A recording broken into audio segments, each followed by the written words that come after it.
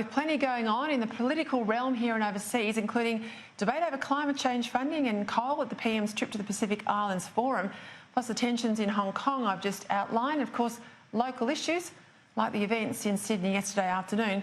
Let's bring in my political panel this week. Federal LMP member for the Queensland seat of Hinkler, that's up around Bundaberg in Queensland, and former federal Labor MP, now back in Victoria, Michael Danby, who comes to us tonight from Melbourne.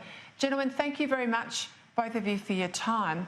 I'll start with you, Michael Danby. You've got a lot of international experience. You've watched a lot of these events in times past, very carefully. How do you see the current protests in Hong Kong and how they could peaceably be resolved, or do you fear there's going to be one hell of a crackdown from China on its way?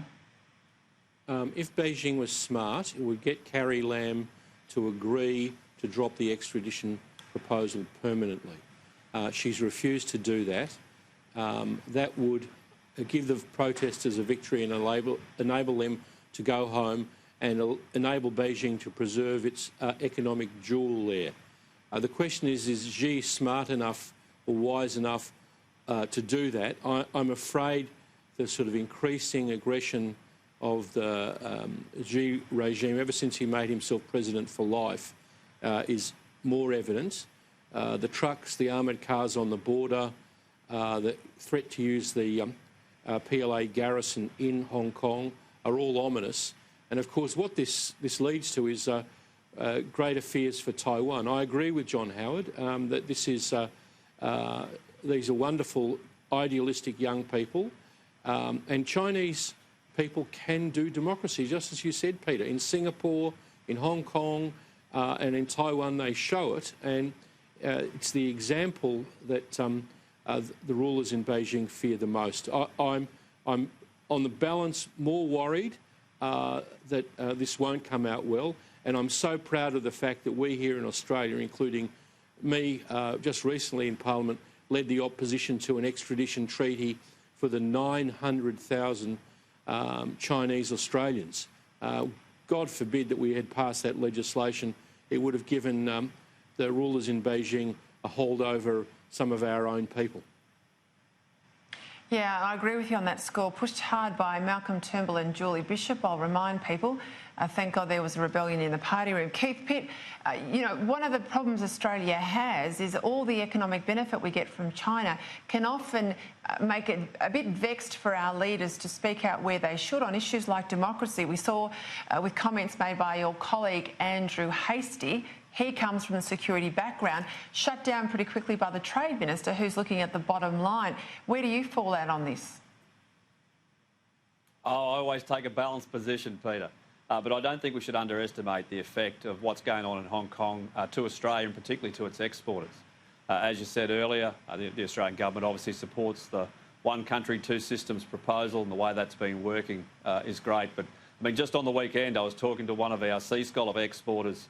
They have $2 million worth of stock sitting in their freezers right now because of the disruptions that we've seen in Hong Kong. It's one of their major export markets. So it really is affecting our local people. It's not just those who are caught up in flights and at airports and everything else. So, look, I just think action needs to be taken to de-escalate tensions in the area. That needs to be sooner rather than later. It is in no one's benefit to have these issues continue to drag on.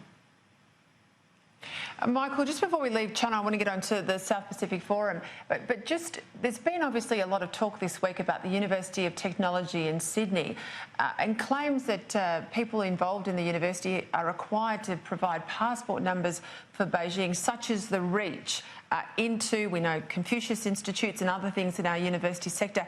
How worrying is that development to you? We've been too reliant on overseas students from China amongst our tertiary full fee-paying students, Peter.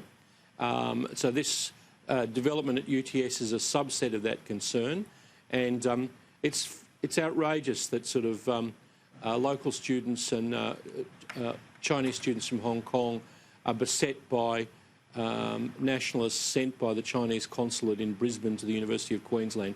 It just, you know, the riot act should be read by the vice-chancellors to some of these Beijing aligned students. democracy is alive and well in Australia. You have to behave yourself. I support the academics at the UTS not giving their passport numbers to Beijing. And I think we need to ask the Vice-Chancellors, look, please, guys, broaden the base of your Chinese, your overseas student intake, and don't agree to clear with Beijing, as the University of Queensland Vice-Chancellor has, the program of teaching at Confucius Institutes.